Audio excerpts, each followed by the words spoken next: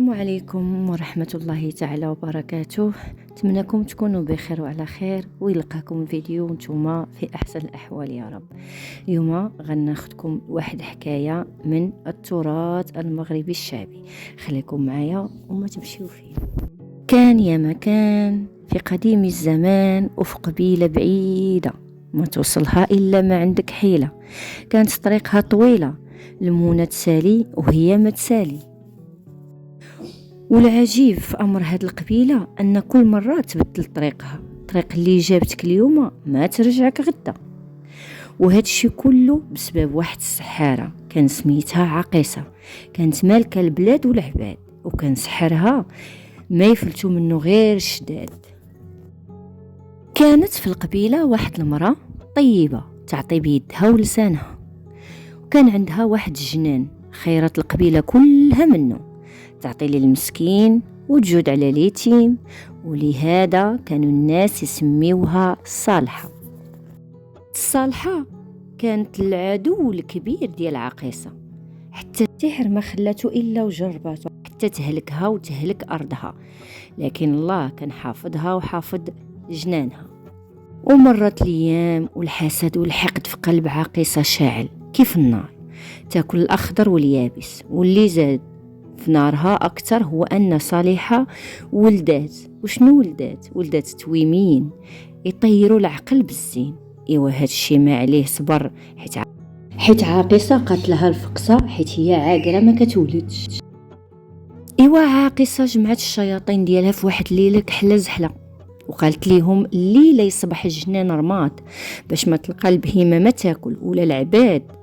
بغيت نشوف الصالحة مدلولة، لا دار لا أرض لا منى لا ولاد. إيوا سمعوا الشياطين الكلام وقرروا يطبقوا الأحكام، لكن شي شوية رجعوا الشياطين حزينين مدلولين، وقالتهم عقيصة كالعادة إيوا دمرتوا المكان والرماد وصل الجيران.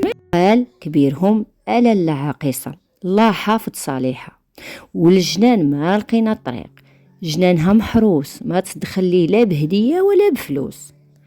رجعت عاقصة لفراشها، خرجت الشياطين وجلست تفكر بالمكيدة، حيت دابا الصالحة ولات شوكة في حلقها وعافية ما بين لحمها وعرقها.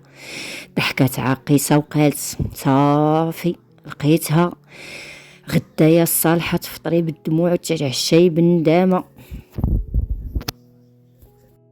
صباح الصباح وديك صاح وفاقت الصالحة تفطر ولادها، لكن دينا ما لقات غير الفراش. مست الفراش ولقات بارد وعرفت أن صاحب لا دارها بالليل. هذه أفعال عاقصة. جمعوا أهل القبيلة ناويين الباس. إيوا عاقصة طغات وما بقى كفاها أدا العباد، ولاد سادت بخطيف الولاد. هجموا على دار عاقصة وخلصوا القبيلة من مصايبها. إيوا غير هرسوا الباب وما لقاو غير الضباب، الريح كتصفر. هربات عاقصة من بعد ما خطفت الولاد، وحتى واحد ما عرف ليها. غوتت الصالحة وبكت على ولادها، قلبات الدار والجنان ولا أثار بان، لا اللي لابس ولا اللي حفيان، واللي سولاتو ما يعطيها خبار. مسكينة ما لقات ليها جهد، هزت يديها للسما ودعات دعوة ما يردها بواب، حيت كيف ما كتعرفوا دعوة المظلوم ما بينها وبين الله حجاب. عاقصة ملي خطفت الولاد خوات القبيلة وشدات طريق طويلة اللي ما ليها عنوان، وبعد 3 أيام من المسير وصلت القبيلة الصيادة. وهاد القبيلة كانت عند الواد عايشين غير على الصيد، والواد ديما عليهم جواد. اللي جات عاقصة دقات الخيمة في القبيلة ونوات تبات الليلة، وإلى عجبها المكان تخلي الإقامة طويلة. داز 3 أيام وعاقصة في القبيلة.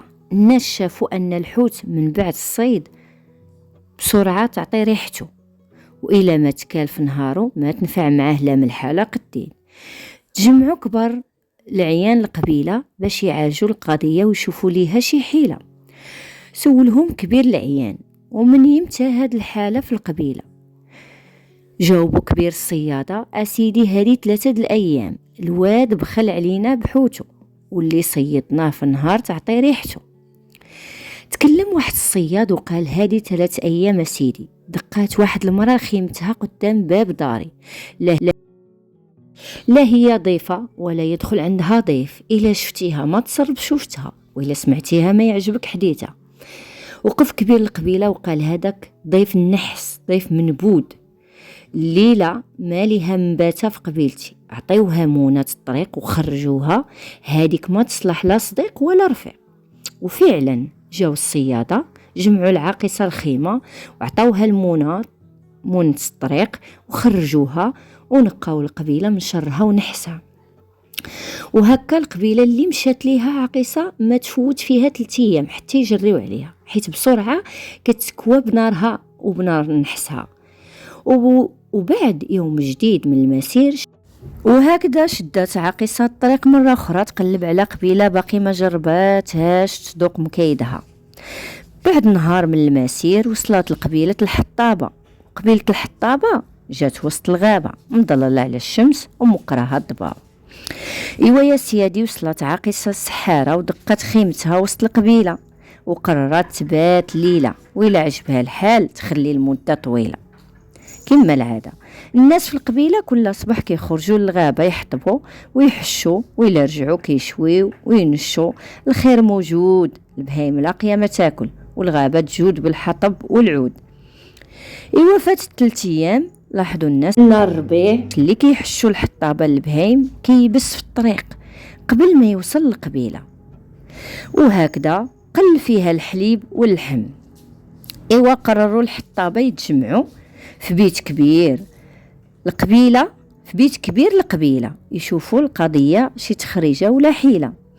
إيوا سولهم كبير القبيلة: وملي متى هاد الحالة في القبيلة؟ جاوبوا كبير الحطابة: اسيدي هادي 3 أيام كنا نجيبوا الحطب شهر ونحشوا البهايم، واللي حشينا 3 أيام كيبقى خضر تاكلوا منه الغنم والجمال والبقر. اما دابا الربيع يبس في الطريق والحطب يابس كلاتو الشمس. ناض واحد الحطاب وقال: سيدي كبير القبيله، هذه 3 أيام جات واحد المراه ودقات خيمتها قدام بابي، الا شفتيها نهار كيفوت كحل، وإلا دوات معاك بحال النار تحرق وتقتل. وقف كبير القبيله وقال: هذيك وجه النحس ما تباتش ليله في القبيله، هي جات بعارها وحلا نتكواو بنارها. إوا اجتمعوا رجال القبيلة وريبوا العاقصة المنحوسة خيمتها، عطاوها المونة الطريق وخلاوها وسط الغابة فارسة. وقفت عاقصة وسط الغابة وقالت: اش من طريق نشد دابا؟ وشدات طريقها لعل وعسى تفوت الغابة قبل ما يشدوها العساسة. شافت أنها على أبواب قبيلة جديدة، ومن سماها الصافية بين قبيلة سعيدة. كانت هذيك القبيلة القاضي بومفتاح، القاضي اللي لجأ ليه ما يتظلم. الغني عنده بحال الفقير، والكبير عنده بحال الصغير. وكان القاضي بومفتاح ما يخفي عليه سحر السحارة ولا سلعة العطارة. كانوا عنده جماعة من السحارة لكن ما يخدموا غير للخير وماشي للأذية. دقات عاقصة عاوتاني خيمتها ونوات تبات الليلة، وإلا عجبتها القبيلة تخلي الإقامة طويلة كيف ديما. مرات 3 أيام وشافوا الناس باللي كترت الخصومة بيناتهم. الغني ياكل رزق الفقير، والكبير يحقر على الصغير، والقاضي بومفتاح عمرهم ما داروا له شكاية. الصف قدام الباب وعمر الخصومة ما كانت في المال ولا العرض. ايوا جلس القاضي كيفكر مع صحابه: اش هاد الشي تسلط على هاد القبيلة عمرها ما تشكات، الجور والماكيدة، وهاد 3 أيام صبح الظلم قاعدة. قال ليه الصاحب: إلا سمحتي لي سيد القاضي، هذه 3 الأيام جات واحد العجوز غريبة على القبيلة، ما ترتاحش لشوفتها وما يعجبكش كلامها، ومعها 2 صبيان صغار ما بيناش من توبها، ياك ما جابت معها النحس والبغيضة لقبيلة سيدي بومفتاح. جاوبوا القاضي بومفتاح: نتوما كتعرفوني ما نبغي الظلم، جيبوها نسمع حكايتها، الا كانت ضيفة نكرموها، ولا جايبه البلا القبيلة الليله نطردوها. قاضي بومفتاح: شكون نتيا؟ واش جابك لقبيلتنا؟ خافت عاقصة من الكلام لكن داهية عارفة كترد الكلام. جاوبته وقالت: جيت من قبيلة بعيدة دازت عليها أيام شديدة، زارها القحط وطول الزيارة ما خلا فيها لا عود نابت لا نوارة. إوا سيدي بومفتاح، هزيت وليداتي وخويت القبيلة وقصد قبيلتك إلا قبلتو عليا، هداك منايا وإلا ما قبلتوش نعاود رجايا. ملي شاف القاضي بومفتاح الوليدات منورين وجه عقيصة مظلم، سولها: أنا شاك في أمرك، ولادك منورين وانتي ما تشبهي ليهم، ولادك باقيين ديال الرضاعة وانتي مرا كبيرة، هادو ماشي ولادك. انا غادي نرسل زرزور يجيب خبارك، الا كنتي صادقة نرحبوا بيك، ولا كنتي كذابة نرميوك لجهنم. هكا كيعرف الصادق والكاذب والمغلوب والغالب. حبس عنده عاقصة وخلى عنده الاولاد ان الطير يجيب الخبار. مع الفجر رجع الطير وجاب خبار عاقصة بلا زيادة ولا نقصان. عرف حكاية الولاد وحكاية الجنان وحكاية القبيلة الصيادة، عرف سباب الخصومة اللي زارت قبيلة اللي كان يضرب بها المثل. ويا سيادنا صبح الصباح وجاب معاه الصفا، التجار والفلاحة والخدارة والجزارة تصافى وما بقات بيناتهم خصومة. عاقصة وجمع السحارة ديالو قال: عرفنا حكايتك عاقصة ودقنا أديتك، ودابا دارت عليك النوبة، كيف ما أديتي تأداي، وكجزاء ليك غادي يمسخوك السحارة ديالي. إوا اختاري يا جرانة يا جرادة يا دبانة. عرفت عاقصة أن هذه هي الأخرى ليها، وحتى شي سحر ما غادي يصدق ليها. قالت: الجران صداع ما يأدي والدبان يقهروه لوسادي، أما الجراد كيهلك الشجر والجرادي. اختارت جرادة أسيدي بومفتاح. إوا فرمشت عين صبحت عاقصة جرادة وطارت من الشرجم وما عرفوها فين غادا. المهم مشى الباس والظلام اللي بان في ناس القبيلة ورجعت لصفاها ونورها. بعد أيام رجع القاضي بومفتاح الولاد لمهم الصالحة ورجعت فيها الروح من بعد ما كانت تبكي وتنوح. في الصباح التالي صبحت القبيلة على السحابة كحلها قصدهم. هداك صرب الجراد جابتو عاقصة قاصدة جنان الصالحة، جاي يهلك الشجر ويخلي الحجر. قل السراب صرب جراد الجنان لكن ما قدر ياكل حتى ورقه من الشجره. اللي داق شي شجره يلقاها مالحه، مع ان الشجر كله غير عنب وتفاح وليمون ورمان كله حلاوه.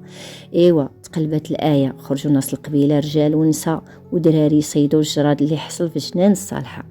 ايوا ناس القبيله تزردوا 3 الايام، حيت جراد هذيك الايام ما كان فيه دواء، كان الغني ياكلو والفقير، حيت كان بحال الغنم سارح في الشجر والزرع. في الجراد بقات جرادة مالحة بزاف وحتى حد ما قدر ياكلها، اللي يحطها فمو يرميها، حيت حتى واحد ما عرف ان هذيك الجرادة المالحة هي عاقصة. وبقات عاقصة جرادة مشوية ومرمية حتى كلاها الريح مع الايام.